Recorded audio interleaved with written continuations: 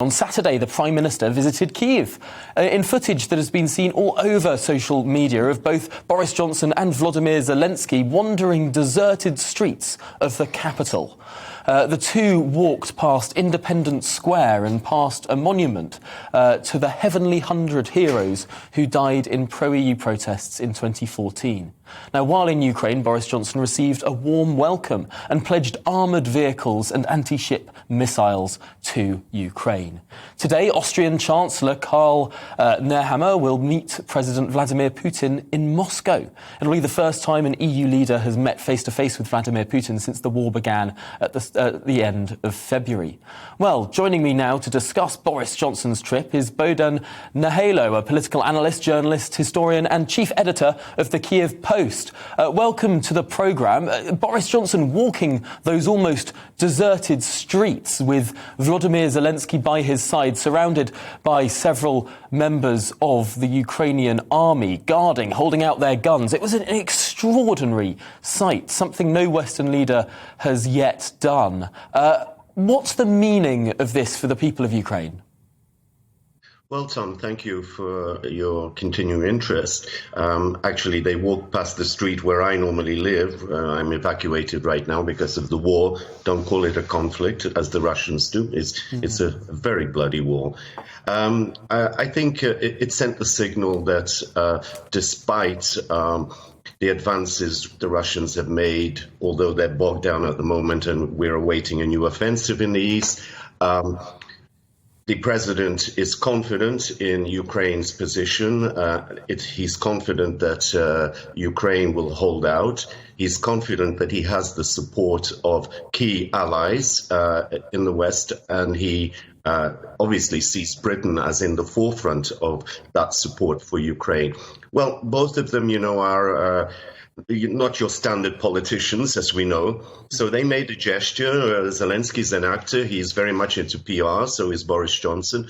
And I think it was a very good statement, in effect, to calm people down, to reassure them, and to let Ukrainians know that they're not on their own. Boris Johnson said quite a few things in his speech and during his meetings. Basically, he was saying also that, look, when this nasty war is over, you can rely on Britain to help you rebuild your economy. And in particular, we would like to play a role in rehabilitating, restoring, rebuilding Kyiv.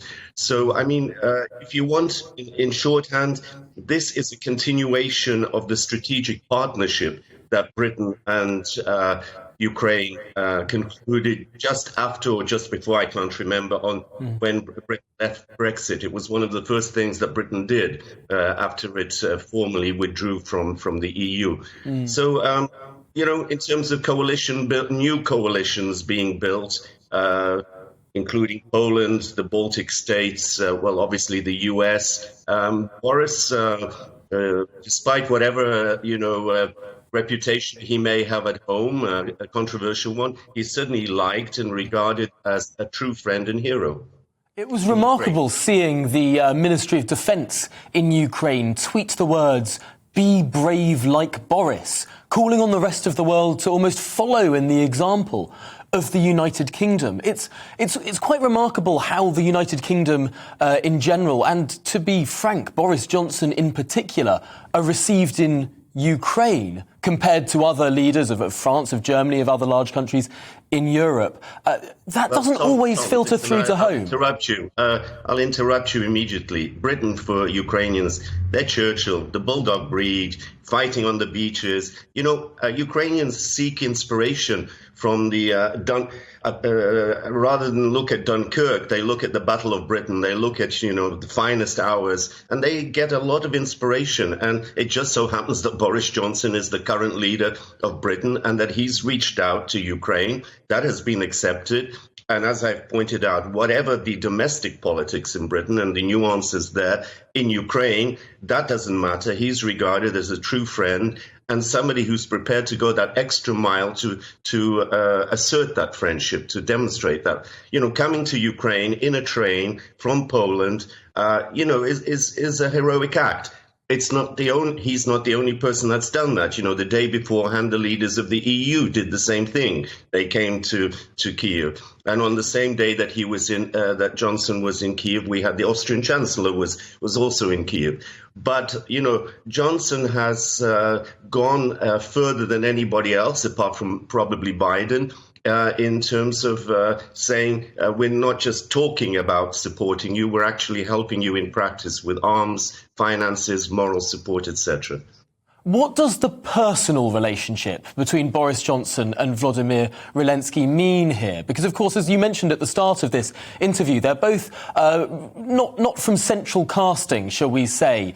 They are they're people who had media profiles of their own, quite personable people. They seem to genuinely have a friendship. They talk almost every day on the phone together. Is this a stronger personal relationship between these two men than other leaders around the world? I think it has grown into that. It has developed into that. I think that genuinely Zelenskyy is very grateful for the support that Johnson has been consistent in showing. And I think at the same time, Zelenskyy has grew disillusioned with, say, Macron. He had a very close personal friendship with Macron. They were both outsiders who made it and became presidents. And I think his first major visit abroad was to Paris. But that seems to have cooled because both Macron and Merkel at their time played up to Moscow in the Normandy format, and we had a stalled so-called peace process, which has led to what we have now. And also, I think that there was this frustration that Macron kept knocking on Putin's door in the last few weeks and basically was almost made to look a fool with Putin rejecting his calls that he apply diplomacy rather than rockets, you know, in solving the issues between Ukraine and Russia. So I think that he has become the closest friend that Zelenskyy has on the international scene. Biden, after all, is older. He plays by different scenarios. You know, he's from another generation. Whereas Johnson is open, impulsive, unpredictable, like Zelenskyy. Fascinating relationship to explore there. Well, Bohdan Nahaylo, thank you so much for talking us through that historic visit and those remarkable pictures as well.